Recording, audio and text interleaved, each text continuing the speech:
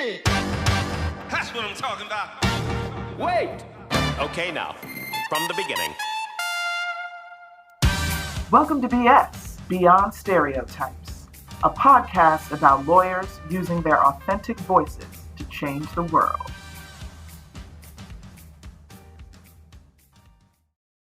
What it taught me was don't be so inflexible and think there's only one thing you can do.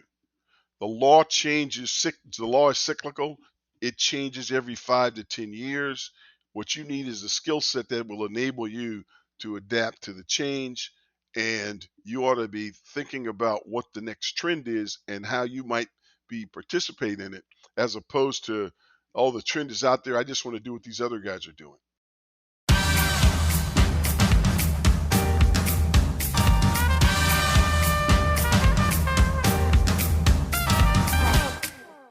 Welcome to BS, Beyond Stereotypes. I'm your host, Merle Vaughn.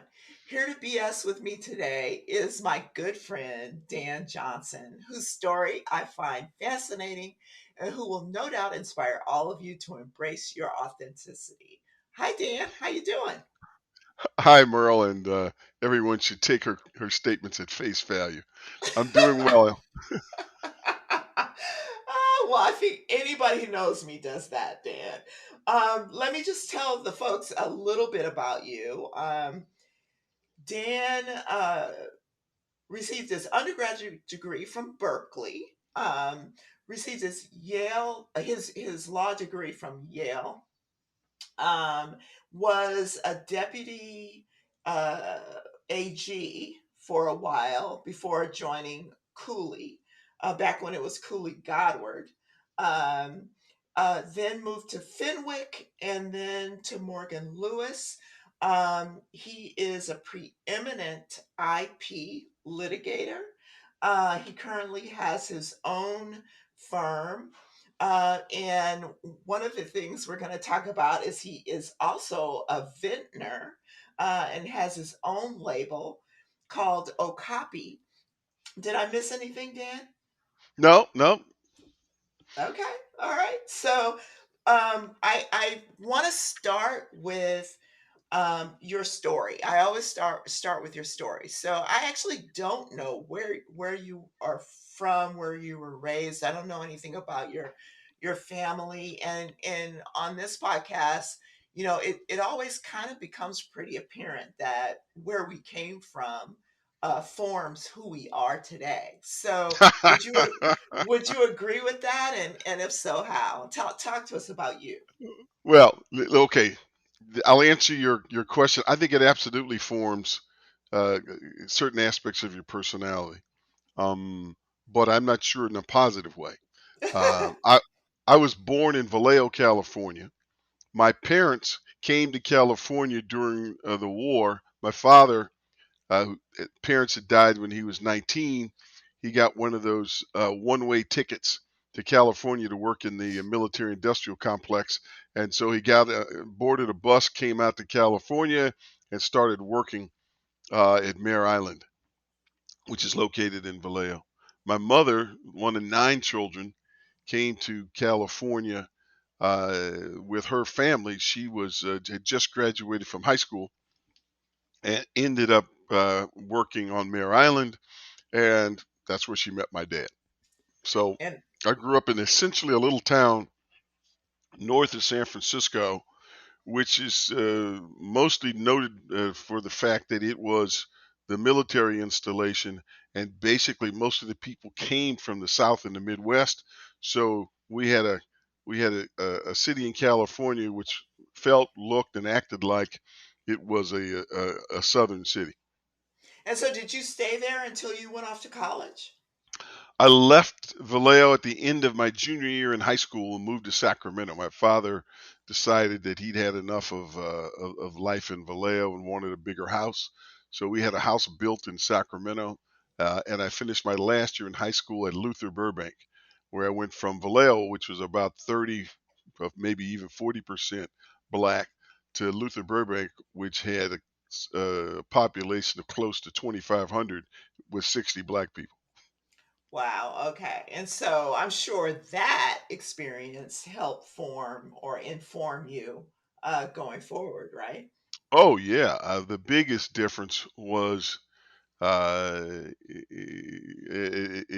I was a junior in high school, I'd gotten 4 A's and 2 B's, and I had not been invited to college day. And when I went to see my to talk to my counselor about it, because I couldn't understand it, he told me that, well, those are good grades, but I wasn't really a 4 year college person. That I would have to start at junior college first. And Wow. livid, I went to talk to my I had this honors history course, and I went to talk to my professor, who said, "Well, you might be able to make it at state college, but you'll never make it at university." Contrast that with my first day at Luther Burbank in this all-white high school, when you have basically they give you an IQ test uh, before they decide which classes you can take. So it was me and these two white girls. We all finished at about the same time. When I walked in, and the woman said, "You finished?" And I said, "Yeah." And she says, "Wow." And I thought, "Why is that significant?" And then a couple of minutes later, she came back in and she says, "What courses do you want to take?" And I said, "I don't understand." She said, "Well, you're qualified to take any course we have available in the at our school. So which course do you want to take? A and B. Have you? I need you to tell me what your plans are for applying for college." And that was the first time anybody had Consulted you. that basically said, your college material, we expect you to apply to college. I want to make sure you've got all your grades lined up. Let's go. I was the first time it ever happened to me. I was a senior in college, and here was a white high school counselor basically saying, "You're smart enough to go anywhere, and you should plan for it."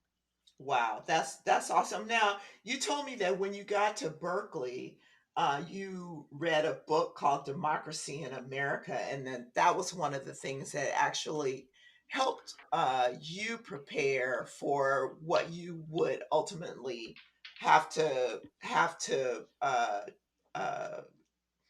travel through, Uh, particularly through in the law. Can you talk to us about that?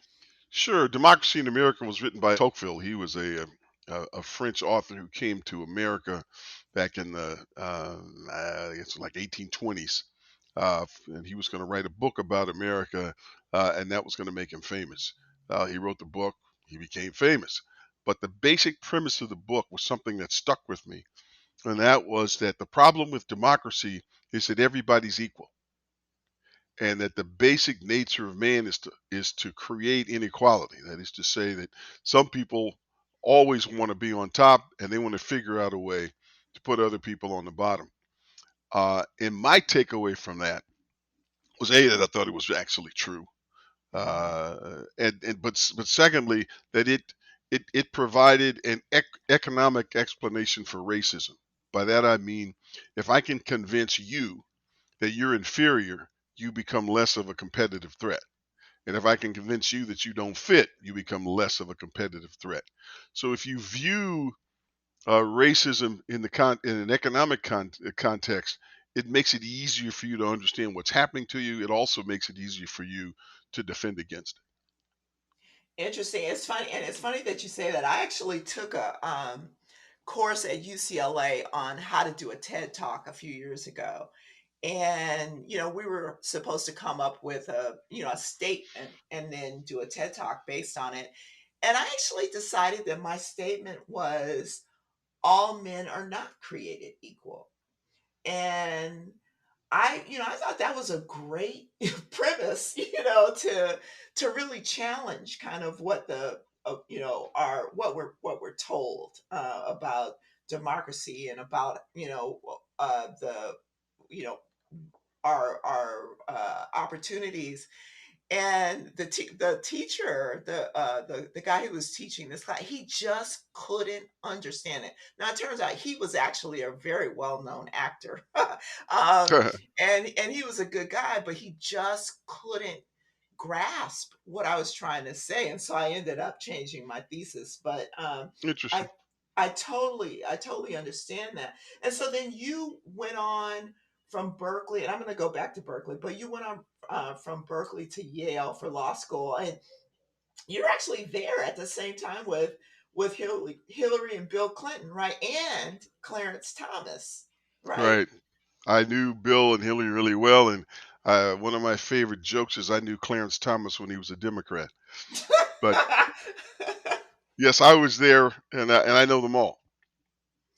And so, how does that feel? How does it feel to have been, there with folks who, I mean, and I was in school with people who have risen, and I've known people who have risen to relative greatness. But how does it feel to have been in class and in small group with those folks? And But it's funny because at the time they were students just like me.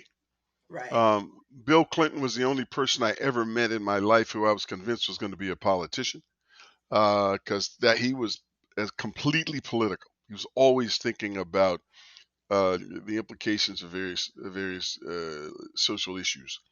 Um, Hillary was more of a student, and what it felt like is what you would expect if you knew what you were doing when you went to an Ivy League law school. By that I mean the purpose of going to an Ivy League law school, besides getting the degree, is to develop relationships with people who may be able to help you in some way or another later in your life. Most black people's approach to that was they didn't develop any relationships with most white people because all they wanted to do was hang out with their own, because that's who they were most comfortable with. I right, fell in the latter category. So the result was I knew these people, but not nearly as well as I should have known them, right, because it would have been right, more advantageous later in life. Um, but what more than anything else, what it shows you is it, it made it easy not to second guess yourself. Because I was in school with some of the best and the brightest anywhere, and I was able to do more than just hold my own. So when I got out in the real world, my reaction was, you know what? I made it at Yale. I think I can do okay here. And a good example of that was the California bar. At the time in 1973, the pass rate for black folks coming out of Bolton, other places, was about 15%, 1 5. wow, The pass rate for Yale graduates of Yale Law School was 96%. So wow. the question that I wrote on my door was, "Are you black or are you a Yalie?" Okay, okay. I passed the bar the first time. Yeah, it's funny. When I decided I was going to go to law school, because I went to USC undergrad, and I totally know what you're talking about. I went to USC. It didn't occur, and I was from Compton, right? So it didn't occur to me that I could cross over very Right. much. Um, and it was more comfortable to hang with, mostly black folks, if not all black folks. And it didn't. I mean, SC is the type of person, if place, if you stay in Southern California, you should be hooked up, right? Right. Well, I'm not as hooked up as I should be. But I didn't know any better. I didn't have that example from my parents. My parents couldn't tell me that like you and I could tell our kids. But then I went to when I decided to go to law school, I went to an advisor at SC, told them I wanted to go to law school. I only wanted to go to a top 10 law school, and they said, "You're not getting in." Right. And I said, "Watch me." And so I think and then at Berkeley, I had a teacher, my contracts teacher told me I should quit.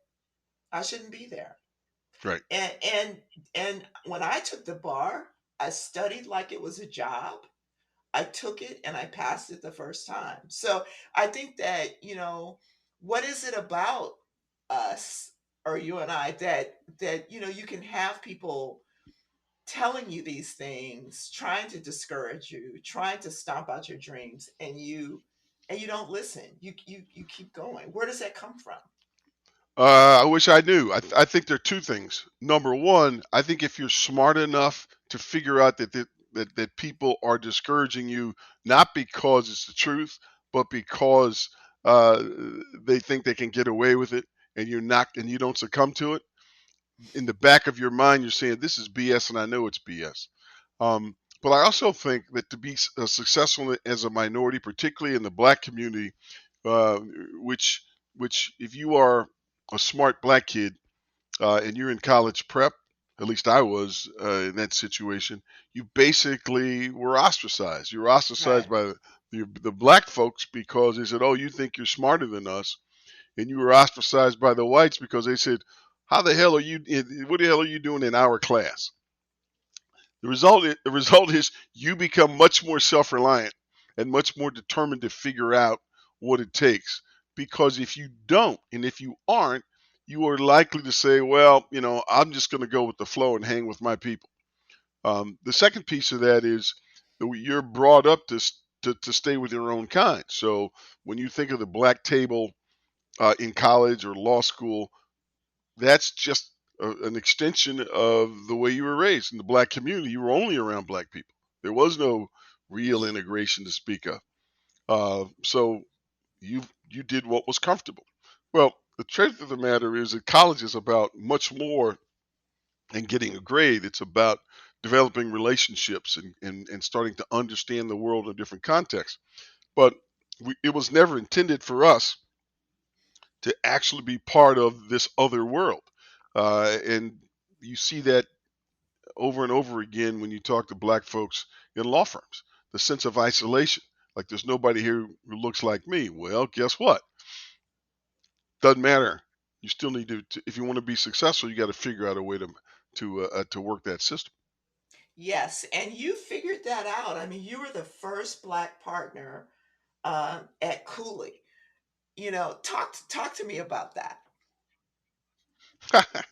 Well, it's it, I've always felt that I'm strange and a little weird Me because too. No, just I kidding. figured out I figured out fairly early on that there were two big mistakes you could make. One, not being comfortable in your own skin, Hmm. and two, uh, uh, hoping that there would be some great white angel who was going to show you the way.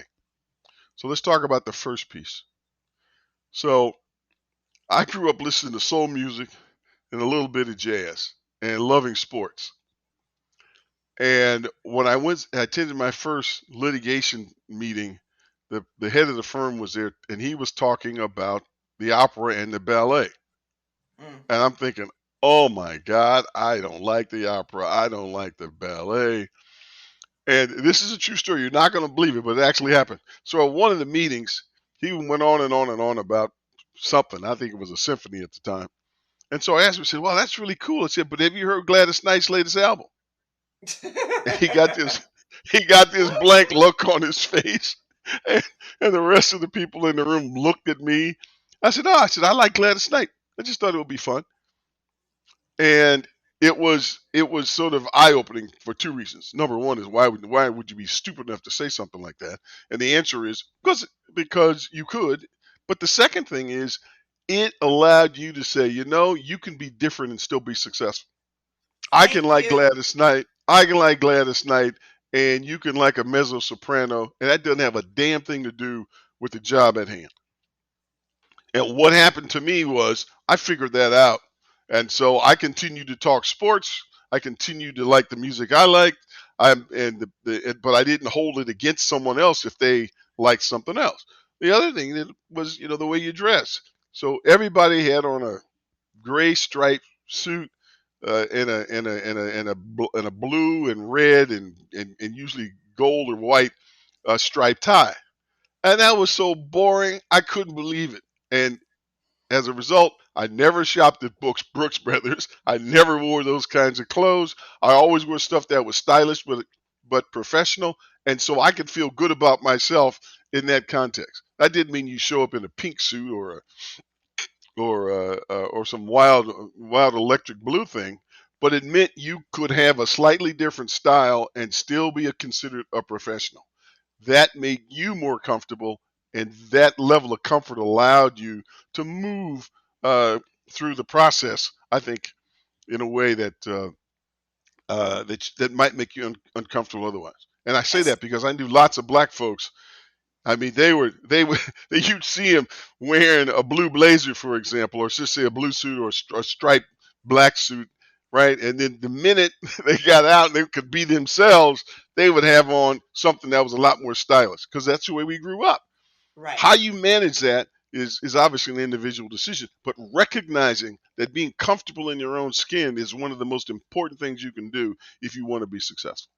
And that's all about embracing your authenticity, right? That's why I wanted to do this podcast. That's why I wanted people to hear that it's possible to, do well, be you and do well. I mean, you have to be smart with it, right? You have to be good Sure. at what you do. But you don't have to be somebody else, and you shouldn't be anyone else, because you're not going to be comfortable. Right. And you see so many guys that I knew and so many women I knew who were trying to be somebody else, they would always wash out. And they washed out because they could just never fit in and feel like they were part of the group. Whereas with me, they'd laugh, Dan loves his ball. I said, yeah, I do. I love basketball, right? I love football, and I want to go to all the games, right? But that doesn't mean I'm not going to work hard, and it doesn't mean that I can't write, which, as you both know, as we all know, is the key to being successful in this business. Yes, yes. Being able to write well, concisely, and researching too, but actually being able to write is the key. And that's one of the things that we told her. And I know your son is a writer. My daughter's a writer. I think that was probably something that we drilled into them, an appreciation for writing early. Well, and Kate, the truth is, our kids were so different than us because they all grew up in a multicultural society. They went to Yeah, private schools. They had the best of everything, and so all they ever knew was the multicultural approach. And so it was easier for them in one way and harder for them in another because if they went to the black community, and I basically forced all of my kids to, uh, they realized that they were different. And I would have to tell them, yeah, you're different. You do things differently, but that doesn't mean that somebody else's approach is better or worse. It just means it's different. And it was troubling, because what you want to try to avoid is what would ultimately happen in some instances. My kids would come home and I'd say we were going to Hawaii for spring break, and then I asked my daughter, "Son, what about your friends?" She says, "No, no, no. They live in apartments, and they don't get to go spring break, right?" And it was really a problem for my kids, and had to sit down and explain it. That doesn't mean that that those guys won't be successful. It doesn't mean that you're bad. It doesn't. It just means you have choices they don't have. You right. can't hold that against them. Don't let them hold it against you, because that's the key. People will hold your kid. They'll hold your kids hostage, claiming, well, you got all these benefits, so therefore you should feel bad. No, you shouldn't. You got the benefits. The question is, can you take advantage of Right. We kind of had the opposite experience because, we purposely stayed in, black neighborhood. We live in View Park, it's upper middle class it? black View Park neighborhood. doesn't qualify as a quote black neighborhood. Yes, it does. Yes, it Yeah, does. buddy. But Those tiny but little houses in View Park with the on the postage stamp lots. Now, if you go down a few blocks on Crenshaw over to Western, yeah, I'll agree with you. But hey, don't tell me about View Park, please. I'm 2 blocks from Crenshaw. But Yeah, anyway, but at least our daughter every day saw black people. right. Every day, and living here, and she went to Harvard Westlake. She went to school with Spielberg's kids and Denzel's kids. Her experience in that environment was as helpful for me to help me drop, not all, but some of my baggage, Right. as it was for her. Well, and the point to be made is you don't realize the power that racism or being excluded has on you until you find yourself in a situation where this is not normal. These people don't come to my house and all of a sudden they're there. And you're saying, well, guess what? It is normal. You're the Right. one who refuses to accept the differences. That's a struggle in and of itself. And I've given my kid lots of lectures about not just white racism, but black racism, Yep. and explaining why the crabs in the barrel is exists and what it means. It all comes back to the economic principles I articulated earlier. That in fact people figure out a way to make you less competitive, and to the extent that you can figure out that's what they're doing and ignore it, you give yourself a much better chance to succeed. And if you want best example of that, just look at folks who come here from other countries, from Yep. from the Caribbean, from Africa. Strange, they managed to do to do extraordinarily well because they grew up in an environment where they didn't have that extra baggage. Yes. It's absolutely true. Unfortunately, it requires a lot of work on yourself, but it can be done. And you know what? Always being a life learner, always being willing to learn, always being willing to work on yourself is something that I've definitely embraced. I mean, I don't know if you figured out, but I have triggers. I Oh have yeah. I have triggers, and and it's hard to let those go. Oh yeah. And, I and agree. yeah, and it's hard to explain to people where those triggers come from. It just How do you is. deal with that? Well, that's a hard question, and it's a hard question because um, most of the time you don't realize that you are reacting based upon some deep-seated issue that happened when you were a kid. Somebody called you a name. Somebody gave you these. You got tired of getting the same dirty looks. Cops would stop you, and then suddenly, in a different context, something comes up that reminds you of that, and you're responding to that, not to the situation in front of you. What I learned the, the hard way uh, was that I had to learn how to check myself, right? Right. My normal when I was a kid, your normal response was you standing out in the outside talking trash and calling somebody names, and the next thing you know, the push would come to shove, and it was on.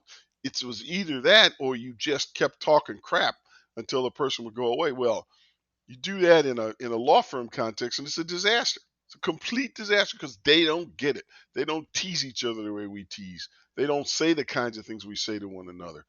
But the fact of the matter is that there's just another way to handle these situations. And if you're smart enough to to to to think before you leap, or better yet, don't speak before you've actually figured out what's going on, you got a better shot at being successful. Now, having said that, you know what? I mean, you've known me. Nobody would consider me to be a shrinking violet because I'm not. No. But on the No. other hand, I work really hard, for example, at dialing back the angry black man mantra. So I'm 6'5", and I got a deep voice.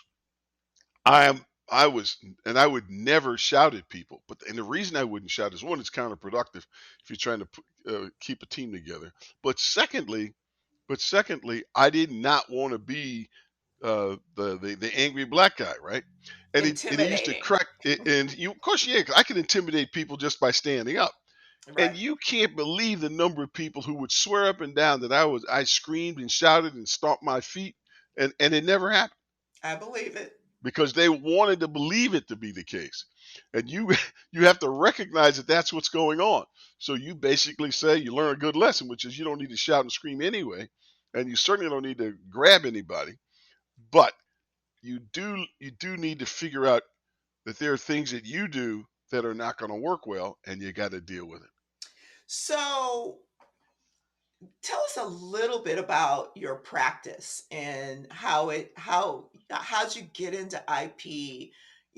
I know you've done it extraordinarily well. Let you know, brag a little bit for me there.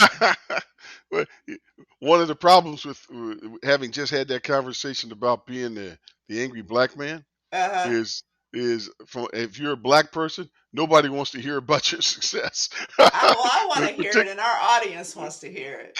so here's the fun part. How did I become interested in becoming part of NIP? I'll tell you exactly how. I was uh, when I first made partner. Uh, the other white partners wouldn't give me work. They wanted to see if I could make it on my own. Hooray, hooray! Even though they didn't have to. And so I went to the assignment partner, who was a personal friend of mine. His name was Ken Adelson. And I said, Kenny, I need help. You got to give me cases. Give me I'll take any case you've got. I don't care how bad it is. I'll do it because I just got to get my hours. Right. And Adelson said, okay. And he gave me these cases. And what happened was a lot of times these were cases that were winnable, but they just required effort. And so I started getting a string of good results and developed. That's how I was able to develop my reputation.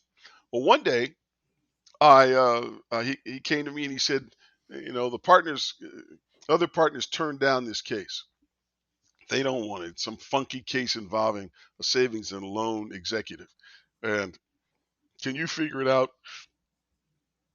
And I said, okay, I'll look at it. I looked at it and went back to him. I said, hey, man, this is a big fraud case. These guys have been ripping people off. I think this is huge. I think it could be a big case. And the rest of them said, blah, blah, blah. Sure, Dan, you go do it. Uh-huh. That was one of the first cases in the savings and loan scandal in the early 80s. And I ended up going from no work to generating millions and millions of dollars in revenue for the firm, Mm-hmm. and having as many as 40 to 60 lawyers work and then legal assistants working for me at one time. Well, Wow.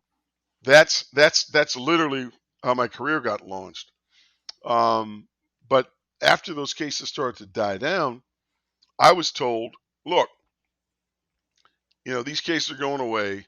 We're going to give you, we're going to pay for your gas, and you're going to drive from, I lived in Oakland, Mm. down to our new office in Palo Alto. And we're going to give you a year, and you got to figure out a way to grow that practice. Now, the backstory was that there were two other guys who'd gone down there, both of whom had been given the responsibility for growing the litigation practice, and both had failed miserably. So I get down there, and one of the patent prosecutors, because that's where the prosecutors were resident, came up to me and he Mm-hmm. said, Dan, you got to be our patent lawyer. I said, I've never even seen a patent. I don't know what they look like. He says, we don't care. We think you're smart enough to figure it out, and we're going to help you. You're now a patent Uh-huh. litigator. And Okay. that is literally how somebody who's a political theory major became a patent litigator. At the beginning, this was the beginning of the era of IP lit, and I ended up trying lots of cases, both as plaintiff and defendant.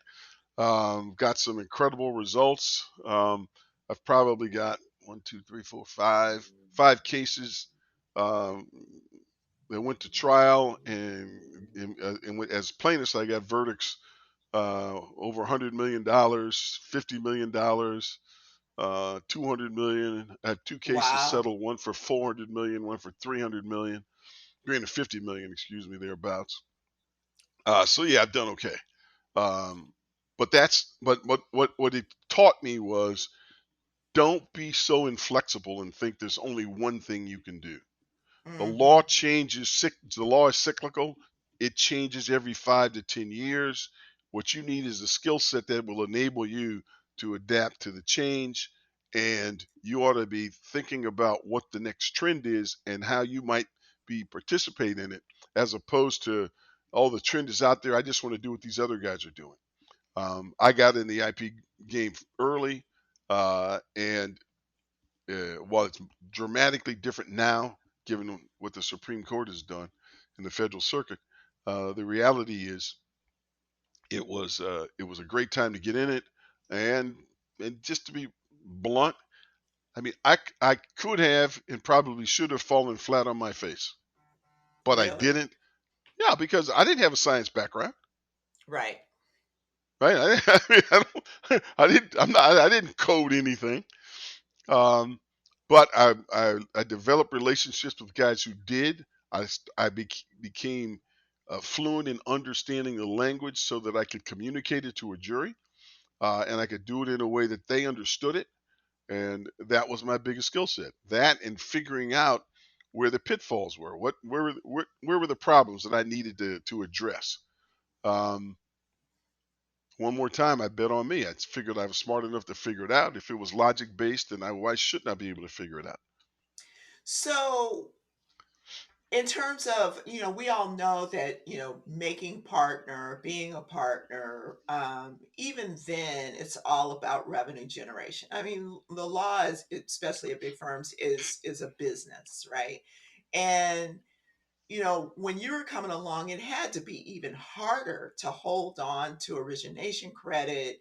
I don't know, maybe it's the same now, but how did you manage that? How did you make that work? you know, one of the great problems when you're in a firm is understanding the business model, right? You've got origination credit, you've got client relationship credit, and it is the case that you have a target on your back, particularly if you're black. If there's a big case that comes in, there's always somebody saying, "Oh, that should be my client," or "That is my client," or "You stole my client." Uh, I dealt with that my entire career, and the way I dealt with it was very simply was like, if you can do what I do, fine, but if you can't, then I don't want to hear from you. Now, think about that for a second. That meant Mhm. two things. One, you just created another enemy, Yeah. right? Yep. Two, you're only as good as your last win, right? So if you don't have a level of comfort that would enable you to say, you know what, you're going to give me mine, or I'll go somewhere else. That kind of attitude is can allow you to be successful. It will likely not allow you to be popular, but what will allow you to be popular is I tried a big case.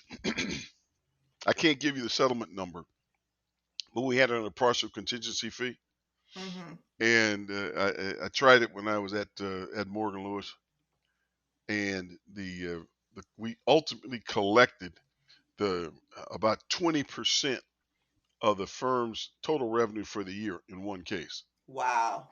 They gave me a standing ovation, right? Wow. I Yeah. didn't want a standing ovation. I wanted another 20%. You want your money. All right.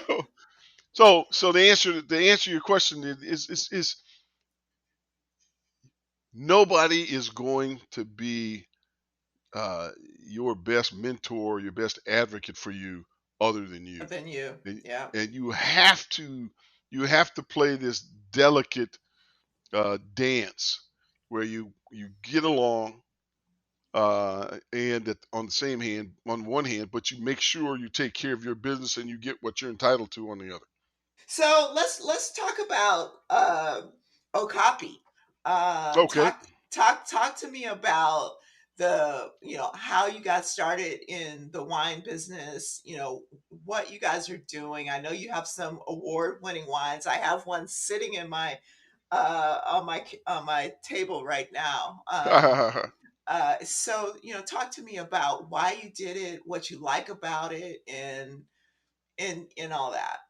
so so I got never really thought about wine until I was trying a case for one of my uh, corporate partners in Santa Rosa.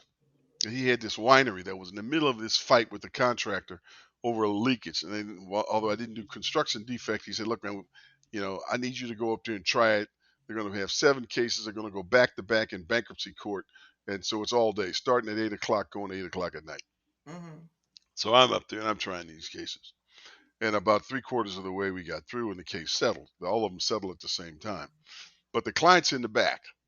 So it's probably done about 6:30 thereabout. And the guy says to me, he says, "You like wine?" I said, "I don't know. I don't really drink. I'm not a big drinker." So he said, "Well, come back to me." So we'll come back to the winery. So I go to the winery. The name of the winery was Chateau Saint Jean. Hmm. And the guy, I get there and he takes out like, I don't know, 15 different bottles of wine. And he was the winemaker. His name was Dick Arrowwood. Dick Arrowwood is a very, very, very successful winemaker. He had his own label for a number of years. I don't know what's become of him. But in any event, he taught me how to how to taste. And I'm driving back home. I thought that is cool. I really liked it. Mm-hmm. And then I decided, oh, early 50s, that because I was a baby boomer, I wanted Mm-hmm. to find a retirement home that I could buy now, and Mm-hmm. then when I retired, it'd be all done. Right. So, you know, basically I had a 1 hour by car, 1 hour plane ride rule, because I didn't want to have to go, 5 hours in plane or 5 hours or in a car. That didn't Right. sound to me like a great idea. So I found this place in Napa, and it had some walnuts on it. And I said, I want to grow grapes. Now, do I know anything about the wine business? No. My neighbor comes over, and he's got his vineyard there, and he said, I'll tell you what, if you let me plant uh, the varietals, I'll buy them from you. And I'm going, Yeah. that's a great deal. I said, let's get a Wow. contract. He said, we'll get around to it. So, I buy uh, the varietals. Don't know which ones I'm getting. For the audience's purposes, uh, clone 337 and clone 4, and the root stem is 10114, which I'm sure is just Greek to you, but they're very critical things you need to know if you're about to plant a vineyard. Okay. Uh, uh, and then so I'm ready to. When you plant a vineyard, you don't get your first commercial crop until year 3. It's called third leaf. I Okay. get my first commercial crop, but before I get my first commercial crop, the guy moves away and files for bankruptcy. so I have Oh so I so I've got a vineyard now with uh, with grapes that I don't know anything about, and I say, you know what? Let's figure it out. So I worked with one guy my first year who was a winemaker, and the grapes when they I should say when they turned it into wine, it was fabulous. I said, no. we got Mm. good grapes. Felt like I knew what I You, was doing in you terms of like what figuring you out what I like. like. You like what Right. you like. So I found a guy who would work with me, and that's literally how we got started. Interesting. So Interesting. And so how uh, long has it been? let's see. I bought the place in 2006. Okay. We had the first commercial product in 2009. I think we had 25 cases. And then 2010 was literally the first commercial release. So basically, since 2010, we've been making wine. So And, you're one of the go ahead. go on. No, I was no. gonna say you're one of the first lawyers because there's several lawyers now who have Right. labels but you were one of the first ones, especially black because there are a couple of black lawyers now that I know of, but you were one of the first ones, right? Could be. I wasn't thinking first. I was just thinking, let's take a shot and see what happens. I mean, the problem with the wine business is it's expensive. Mm-hmm. I mean, Napa dirt is the most expensive in the world. And if you don't believe it, come up and try to buy an acre, and you'll Yeah. know exactly what I mean. That It is ship has absolute. sailed for me. Yeah, well, would have sailed for me too. Bottom line is the dirt's expensive. You pay a lot for the management to come in and plant the vineyard and then maintain it, and then you have to hire a winemaker, and then after you've done all that, and then you then have to harvest the fruit. You then have to uh, have it converted into wine. The whole process from harvest to bottling uh, is typically a minimum of 3 years, likely Mm, 4. And then you got to mm. have it in the bottle for another year. So basically, you don't get a return on your investment for anywhere from 4 to 5 years. So don't quit your day job, right? No, no, don't quit your day job. And the other thing to remember is now you've got to sell it. And the Right. problem is you're competing against hundreds and hundreds and hundreds of other people. So trying to differentiate yourself is its own problem. And then there are different price segments that that you have to consider. So it's a nice pastime, so to speak. But it, like everything else, it's extraordinarily competitive, and you got to be able to sink a fair amount of money in with no real prospects that your return is going to be equal to the amount of your investment. That's why But it everyone sounds says like it brings you joy. It sounds like it it does does. bring you joy. It does. It absolutely. I enjoy it. I have a fun time. I'm involved in the process, in tasting, figuring out what flavor profiles you like, things like that. And to me, that is fun. Uh, and so, as long as I like it, great. But if I don't, I can sell my grapes. Right. Now, tell us the name of it, tell us the website, give us, I know Oh, the blend is amazing. And I have really bad allergies, so I tend not to drink a lot of wine or particularly red wine, but that right. blend, is smooth and does not give me a headache. So, Good. Well, t- I can tell you why it doesn't. Well, okay. if you're interested, go to Okapi, Okapi wines, plural.com. That's our website. What we do is we do what's called sustainable farming, which means we use as little uh, chemicals as possible, and we use as little water as possible. The reason for using less water, besides being environmentally a sound thing, is grapes do better when they're stressed a bit, and they produce better fruit. Mm, Um, we The other thing we do is we work with a guy who basically was trained in France, and so what he does is everything as natural as possible. So we don't use a lot of commercial yeast, use a lot of live yeast. This doesn't make it won't make a lot of sense to you, but here's the bottom line: we also construct the wine in a way so that we lower the tannin level, so it's going to be okay. smoother and approachable. And on the blends, we have two blends: Dan Rouge, which was a joke because it was supposed to be Vin Rouge, which is red wine in French. And a buddy said, "That's Dan Rouge, man." And I said, "You know what? I like it." So we did Dan Rouge, and then we were going to do a lower price blend. And while we were developing it, my wife Kim, uh, she said it differently, but let's just put it this way: she thought it would be appropriate to have a wine named after her. uh, So we came out with Alchemy, Alkimmy. So okay. Kimmy now has her wine. Okay. Okay. And yeah, it's done really well. I mean, the sales are good.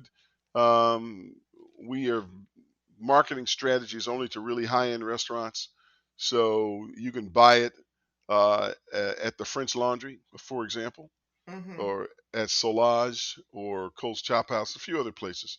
Um, so our goal is high end, and